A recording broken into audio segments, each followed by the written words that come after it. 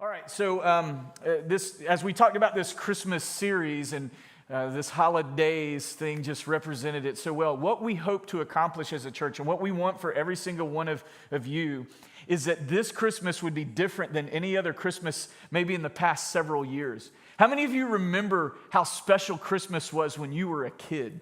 You remember that? Like, just like the decorations went up on the streets.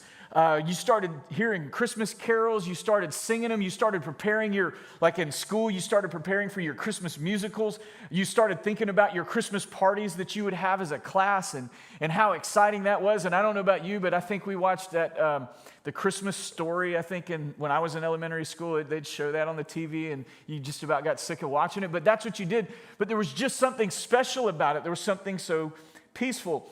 And I can remember back when I was a kid, I used to, when we would put the Christmas tree up, I can remember at night when it would get dark, I loved to just sit in front of the Christmas tree and stare at the lights. It was the most beautiful and peaceful thing that I thought I'd ever seen and experienced. And I just loved them.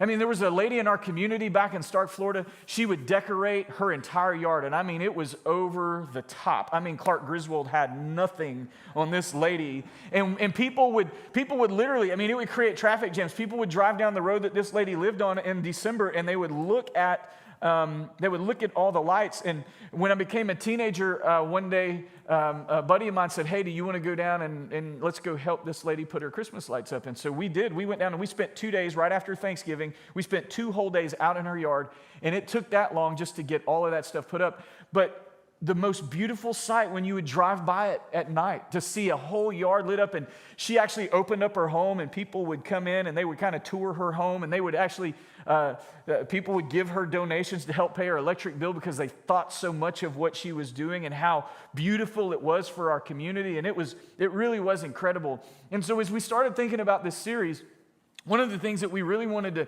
help people do is to just kind of get back to what Christmas is about. That you might have a season this year in the month of December where you can actually enjoy Christmas. You notice that even everything that we've done, Jared and I were having conversations, and so you even noticed that this morning, all the vocalists and musicians, they were all seated. And you can stand, you can do whatever, if you want to stand during the sermon, you could stand during the sermon, that's fine. But what we wanted to do is we wanted to give the visual representation of, like, you know what, man, we're going to rest. We're going to rest in this. We're going to rest this Christmas season. And I pray that somehow, some way that you'll figure out how to make that happen for you and your family. Now, I don't know about you, but I love Christmas music. Any of you guys like Christmas music? I started listening in November, by the way, just a little confession. As soon as it hit Sirius XM, I just started listening. I love Christmas songs. It gets me it almost makes me feel like a kid again when I listen to the Christmas songs. And I don't mean like the new ones. Some of the new stuff is really good, but I'm talking about the old ones, like the Andy Williams, you know what I'm talking about, and the Nat King Coles. And I mean, you go back and the Bing Crosbys. I love listening to those songs. It reminds me of those little goofy claymation cartoons that we used to watch when we were kids about Christmas, and kind of takes me back and kind of makes me feel that peace. And I love Christmas music. And again, I've actually been listening since November, and now that it's December, it's okay to confess those things. People don't think you're weird to listen to Christmas music in December. But today I want to open by referencing a song, and it's the song that I'm referencing is not a Christmas song, but it really has a lot to do with Christmas. And I want to see if you can figure out what the song is this morning. This song was a collaboration of 2 major recording artists from the 70s and 80s. It was in the 90s, the bass line of this song was actually used in one of the most popular rap songs of the 1990s. Does anybody know what the song is? Or who the artist is? All right, well, let me give you a clue. I'll give you a little bit more of a clue. The bass line in the 90s rap song was to Ice Ice Baby, which I know all of you know the lyrics to. Do you know what the song it came from was? It was Under Pressure by David Bowie and Queen. And the reason and that's not a Christmas song, but it absolutely summarizes Christmas for most of us. I mean, aren't we under pressure when December rolls around? I don't know about you, but I feel it like every year. Like Christmas rolls around and it's like, oh my goodness, there's so much pressure and there's so much tension. The reason that I'm referencing this particular song is I feel like it could be incorporated into our Christmas music again because of how most people feel during the Christmas season. I was reading a study this week, and according to a survey, 77% of people have a very hard time relaxing during the Christmas season. 77% of people have a very hard time relaxing during the Christmas season. So, how about you? How do you feel this time of year? Does it help you relax, or do you feel ramped up? Do you feel like your blood pressure is higher, or is it lower? Do you feel like you can actually have peace on earth, or man, are you just, does it feel like it's chaos on earth? And what I hope for you this Christmas, you would be able to feel the peace and the presence of Jesus. So in this survey, what was everybody saying that they're stressed out about? What is everybody stressing out about? Well, here's a couple things. Number one, family pressures. For some people, this Christmas will be their first Christmas without someone in their life.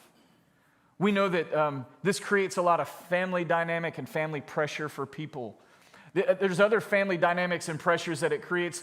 Sometimes you're going through some family struggles, and you've got some relationship issues with people in your family, and so family Christmas gatherings become a little bit intense, don't they? And so there's family pressures. Here's some other things that people are stressed out about. Financial pressures. People are maxing out credit cards in order to buy gifts for people that they're going to put in a storehouse and throw away 5 years from now. And so people feel the financial pressure of, okay, well, we've got bills and we've got all this stuff, and now all of a sudden comes Christmas, and we're going to spend an extra, whatever your budget is for Christmas, we're going to have to spend that extra money in the month of December in order to buy Christmas gifts. Then there's time pressures. Time pressures of, well, we got kids, we've got our work schedules, we've got shopping that has to be done, we have to figure out when we're going to go buy all these Christmas gifts for people.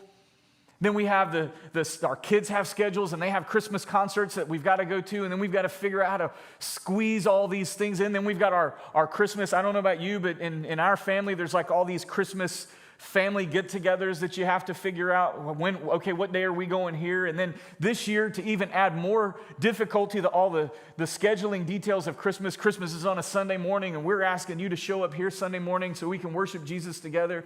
And so there's all of these stresses. And then if the financial struggles of buying gifts wasn't enough, then do any of you have problems and struggle with the question, like, what do I get this person? I mean, we live in such an affluent society now that, you know what most of us do? If we want something throughout the year, we jump on Amazon and we buy it. And so then when it comes time for Christmas, it's like, well, what am I going to get them? Because they already have everything. And so then you're trying to think of, well, what would be the perfect Christmas gift? And there's all of these pressures and these weights that we deal with during the Christmas season. So it's pressure to spend more, pressure to go more, pressure to have more, and more pressure that we have to deal with. All of these pressures contributed to all of those who were surveyed. It says that 88% of those surveyed said that Christmas season is not the most wonderful time of year. It is the most stressful time of year. And so if that's what 88% of the people surveyed were feeling, I'm guessing that there's probably quite a few of us in here that are feeling the stresses of what comes with Christmas. So in my opinion, by the way, not that you probably care for it, but in my opinion, a full schedule, a full relationship load, a full credit card don't total up to a full Christmas. As a matter of fact, to me, it kind of totals up to an empty Christmas. I'm tired of getting to the end of the Christmas season, taking all the Christmas decorations down that you spent hours putting up, putting the tree back in the box or throwing the tree out by the curb, taking all that stuff back up to the attic. I'm tired of doing that and getting to the end of it and packing it all up and going, man, I don't even feel like I got to experience Christmas. And here we are, right at the beginning of December. And the question we have to ask ourselves is, and this is a question for you this morning, do you have room for Jesus in your Christmas season? Do you have room for Jesus this Christmas? So today, we're kicking off this brand new series that I pray is going to help us get out of the holidays, D-A-Z-E, and enjoy the real reason for hanging all of those Christmas decorations to begin with. And I don't want for any of us listening in here this morning or those who are listening online, I don't want for any of us to get to that place at the end of Christmas where we're at the end of December or the beginning of January, or for some of you in the middle of June when you take your Christmas decorations down. I don't want for any of us to box it up and go, man, I missed it again. The beauty of Christmas is not found in all of this other stuff. The beauty in Christmas is sitting down long enough to remember that the God of the universe loved you so much that he knew on your best day that, and me on my best day, that we would not be good enough to earn heaven. So he sent Jesus, his son, to come. That's what Christmas is about. It's the rescue mission beginning. And we have got to get back to that place where we sit down long enough, break free from the chaos of the Christmas season to sit down and go, man, let's just rest in the presence of Jesus. Now, I don't know about you, but if that's been your Christmas experience over the last several years, I want this Christmas to be different for me and my family. I don't want to endure Christmas. I want to experience Christmas. I don't want Christmas to be a miserable one. I want Christmas to be a memorable one. I want for me and my family, and I want for all of you as our church family, I want you to be able to look back at the end of this Christmas season and go, you know, this really was one of the best Christmases we've ever had. And it's not because we did more, but it's because we experienced more. So again, do you have room for Jesus this Christmas?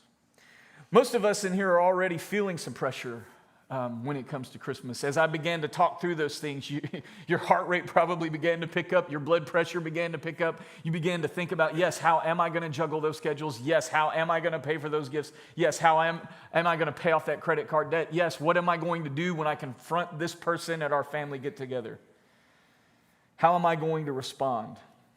We think about all these things that we have to do, and we already feel like there's no more room for anything else. How are we going to make room for Jesus? Where are we going to squeeze that in? And if you're like me, most of your Christmas years are kind of like that scene. I don't know if you guys have seen Maverick, Top Gun, the new Maverick movie. There's that moment in the beginning of the movie where he's flying that plane. It's a test plane, and he's got to get it up to Mach 10. You remember the moment? And he gets up there, and it's at 9.9, and it's shaking, and it's rattling, and finally it hits 10.0. And you're like, man, he did it. And then you remember the words of the guy that told him before he goes up, remember, it's just 10, not 10.1. And what does he do? He just nudges it just a little more. And what happens? The whole plane falls apart around him. And that's life for us. That's life for us during the Christmas season. We run so hard and we're thinking, okay, we get invited to another party and you don't want to offend anyone by saying, no, we can't make it to your party. Or you think, oh my goodness, we forgot about, the guy that, our father's, brothers, uncles, aunts, best friends, dog's master's co-worker that we got to buy a Christmas present for. I don't even know their name, but we got to buy a present for them. And so you start thinking about all of these things and it just stresses you to the max. And then there comes that moment where it feels like all of Christmas is starting to, or all of your life is starting to fall apart right around you. Cramming more in doesn't mean that there will be more to Christmas. It just means that there's going to be more pressure. So what we need to do is not make more. What we need to do is we need to make room. You don't need to make more. You don't need to make more plans to buy, make more plans to go, make more plans to be. You just need to make room. Luke chapter 2, verses 1 through 3. It says this, in those days, a decree went out from Caesar Augustus that all the world should be registered. This was the first registration when Quirinius was governor of Syria, and all went to be registered, each to his own town. So there's a census that's going to be taken. And as a part of this census, we'll see in just a few verses that Joseph and Mary are going to be part of this crew of people that make the journey to Bethlehem so that they can go be registered, so that they can go be a part of this census taking. Now, recently, my wife and I, you guys probably saw the pictures on Instagram and Facebook. I wasn't trying to over-barrage Instagram and Facebook with our pictures of Italy. They're really more for me so that a year from now, I'll see this reminder. 1 year ago, here's what you were doing. And I was eating some fantastic food, okay? And we were seeing some incredible sights. But my wife and I, we went to Italy to celebrate 25 years of marriages.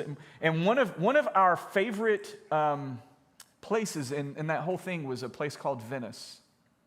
I'm sure you guys, if you've never been there, you've seen pictures and you've seen movies or documentaries and things done in Venice. And on our last evening there, we were in a souvenir shop. We were just like, okay, well, let's see if we can buy some souvenirs. And so we're talking to the owner of the shop. And she was like, man, you picked a great time to come. I was like, well, what do you mean by that? She says, well, it's the rainy season. And it did rain some while we were there, but it was mostly sprinkling. I mean, not downpours that would keep you from going out and doing the things that you wanted to do. And she said, you guys came at a great time because it's rainy season, most people don't come during this time. And so it's not as crowded. And I thought it was fairly crowded. There were, just thousands of people in Venice while we were there. But it wasn't as crowded as she said it normally is. She said in the summer, if you come, she said the streets are just dense with people. She said, you just about can't walk without bumping into somebody. And so that kind of got me thinking, about this text. And as the people made their way to Bethlehem, what it must have been like. See, Bethlehem was a small town. It was a little bit like Osceola. Probably, they estimate anywhere from 500 to maybe 2,000 people lived there in Jesus' day. And so it was a small town. So you can imagine that when Quirinius announces that there's a census and you have to go back to your own hometown in order to register, you can imagine that all the people flocking back to Bethlehem would be somewhat overwhelming for Bethlehem. I was thankful that while we were in Venice, that Venice wasn't overpopulated and overcrowded. It was crowded, but it wasn't terrible. I was thankful to hear that we had missed so much of the large crowds and it was easier for us to navigate. And we all know this, right? There are some places that you don't go in specific times of the year. Like, you don't go to New York City on New Year's Eve if you don't like crowds, right? Like, if you want to be a part of that chaos, go right ahead. But otherwise, you don't go to New York City on New Year's Eve. You don't go to Disney World in the summer. Can I get an amen from a parent who's ever been there? It is hot. The lines are long. It's crowded. People are ornery. It's just, you don't go to Disney in the summer. There are better times of the year to go to Disney. And you don't go to the mall on Black Friday. Okay? At least I don't. There's just, crowds create stress. Crowds create, I don't like fighting with people to get in line for stuff. And I certainly don't like standing in line for 30 minutes to buy one item. What's the worst thing that could ever happen to you is to run out of milk on Black Friday. You know what I mean? I guess there's other places you could go than Walmart, but that would be a nightmare. And to a lesser degree, you don't go to Osceola on Sweet Potato Weekend. Now, I personally like Sweet Potato Weekend. I love it when the people come here. I like going and getting the kettle corn from the guy down the road. It's fantastic. But if you don't like crowds, there are certain places you don't go on specific days. And I can imagine that when all these people invaded Bethlehem, things got a little bit tougher in Bethlehem. And Quirinius ordered the census to be taken. And again, since Joseph was from Bethlehem, that's where he and his wife went. Look at verse 4. It says, and Joseph also went up from Galilee, from the town of Nazareth to Judea, to the city of David, which is called Bethlehem, because he was of the house and lineage of David, to be registered with Mary, his betrothed, who was with child. And while they were there, the time came for her to give birth. And while they were there, so they had been there. It wasn't like Mary was going into labor and having labor pains as they're on the road there, and then suddenly they got there just in time to throw her into the manger. It was more of, they had already been there. They'd probably been there maybe a couple days or so when the census happened, and then the birth comes. It says, so while they were there, the time came for her to give birth, and she gave birth to her firstborn and wrapped him in swaddling cloths and laid him in a manger because there was no place for them in the inn. So again, our question, do you have room for Jesus this Christmas? And here's what I want to clear up. Sometimes when we read this, and I'm sure you've probably read this before and maybe even heard it explained this way, that, there was some old innkeeper, his name was Tom Bodette, and he said he was going to leave the light on for him, but when they showed up, they were all sold out, no vacancy, you got to go have the baby out back. That's not how that worked, okay? Here's what happened. As these floods of people come back in the day, they didn't have like hotels like we think of hotels. An inn in that day was, most people lived in kind of a two-story type building, one that had at least an upper kind of room or upper floor. And then what would happen is their bottom area, specifically at night, they would bring the animals in on the bottom floor to keep burglars from getting them or animals attacking them. And so underneath they had these homes, and the inns would be, if somebody was coming through town, you could stay on the bottom floor with the animals in this room. Or, you could find somewhere else to go. As the inns started filling up, a lot of times the inns were considered not to be very good places to stay because, as you can imagine, as transients come through, as people come through, there was a lot of dishonest things that would take place. You could have to share an inn with a thief or a burglar, and so it wasn't like a very good place to stay. And I would just say this, for all the ladies in the room, I'm pretty sure you wouldn't want to give birth to a child in a room full of strangers. And this is kind of the condition that Joseph and Mary are in. So they have an option. And a lot of times what would happen is they would have kind of their little bottom floor area where they would house their animals. But then a lot of times families would have a cave out back where they would keep kind of the prize ox, if you will.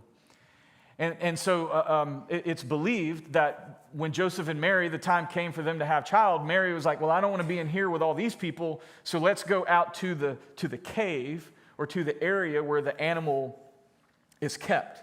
Now, due to the census and the business and the busyness of the time that was created in Bethlehem by the crowds of people filling in, this is kind of Mary and Joseph's plight. And in 2,000 years, not much has changed about Christmas.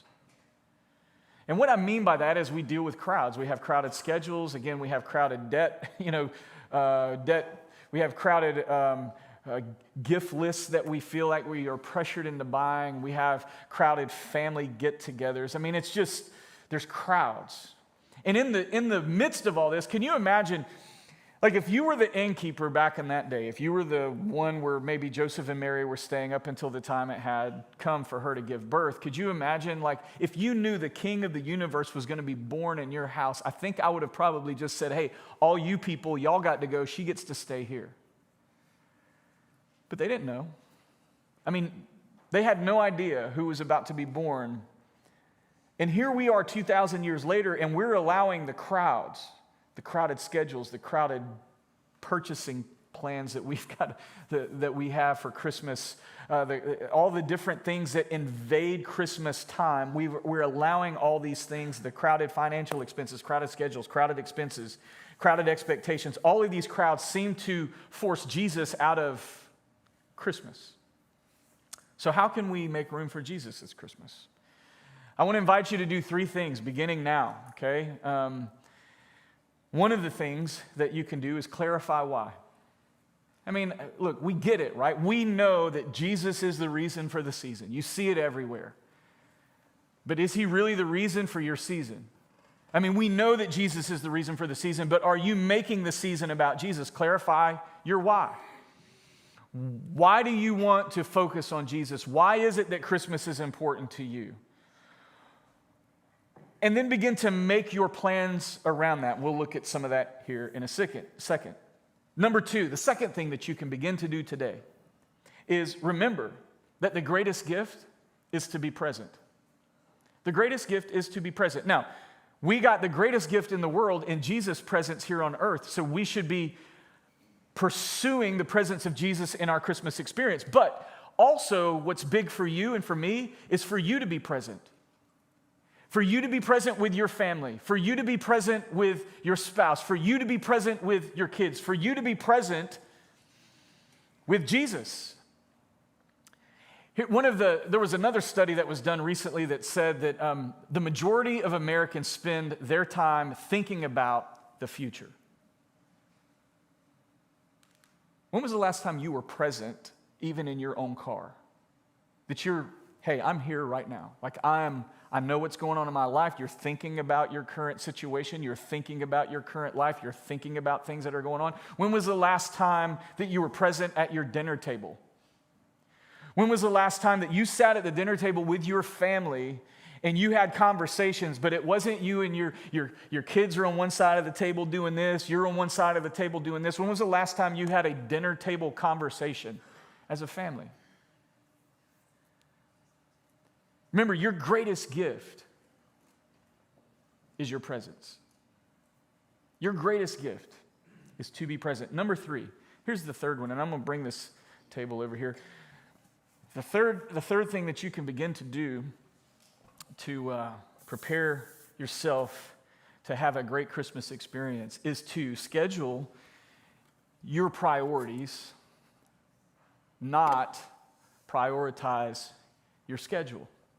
Now, I saw this illustration a few years ago, and I want to sort of use this in this moment to illustrate what I am talking about. This is how most of us live our life right here. We got all these little things that eat away at time, and then we've got these important things. And we try to cram these in, but no matter how much I push down, no matter how much I cram, this isn't getting into this box, and this box will represent your life and the amount of time that you have to make things happen. And the reason that these won't fit is because, and we would say these things are the most important, so let's just say that this right here is this Christmas we want to make about Jesus. That's what it's supposed to be about. We want to make sure that Jesus comes first this Christmas, and we want to celebrate that together as a family. And then let's just say that this other main piece, this other rock, this other chunk of your time, let's just say that you're going to say this is family. Like, we really want to spend time together as a family, worshiping Jesus and understanding what Christmas is about together as a family. So these things, when we make our priorities, when we schedule our priorities, this is what our priorities are. And see, then you got all these little things over here, and all these things are good. It's not that these things are bad. All these things are good. So we can say, hey, you know what? We do have to do a little Christmas shopping. Those things aren't bad. We've got kids' schedules. They've got, Christmas activities, Christmas concerts. Who doesn't want to show up and see their kid, come in as a little lamb as he walks through with, or dress up as a wise man. We want to see those things. And we've got all these other, job things. We've got all these other things. They're good. But it's these little things, it's these little chunks of time that just eat us up. And these little things right here, you got to fill in the blank with what those things can be for you. Expectations, debt, parties, traveling here and there, trying to fight malls, trying to fight crowds of people in order to obtain the greatest, newest gift that everybody has to have.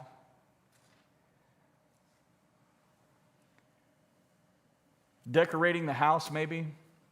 All these little things. They eat up time. But if you prioritize your time properly, and you make these things your priority, then guess what? All of these things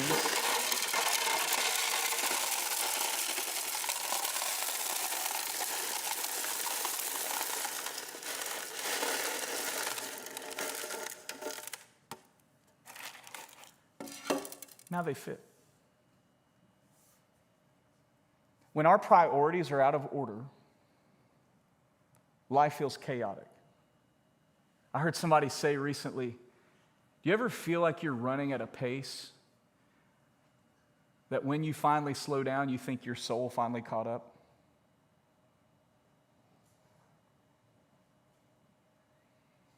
Do you ever feel like you're no longer able to give your best to anyone or anything because your schedule's just too full? Years ago, I was sitting in a staff meeting with my pastor who he preached here a few weeks ago, Eddie Gandy. And I just remember I had this moment. It's like, I said, my schedule's just so full. I don't even know if I can keep up. And he asked this question, and I've never forgotten it. He said, well, who's in control of your schedule?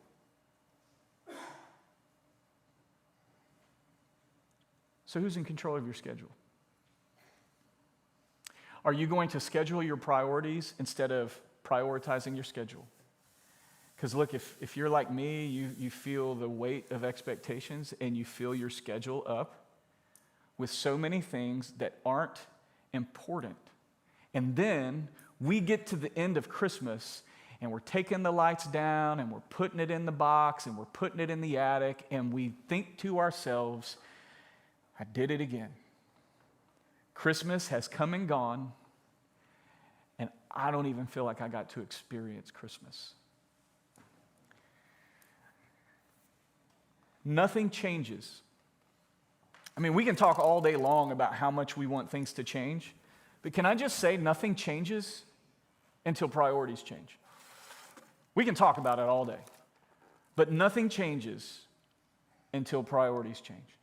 Nothing changes until priorities change. What are you going to make your priority this Christmas? It's the beginning of December. We've intentionally tried to give you firm footing to begin to think about your schedule, begin to prioritize your schedule, begin to think about the things that you are going to say this December, this is what's important.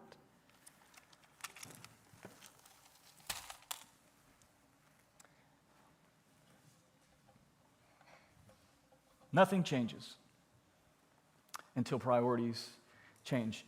What are you distracted from that you need to be devoted to?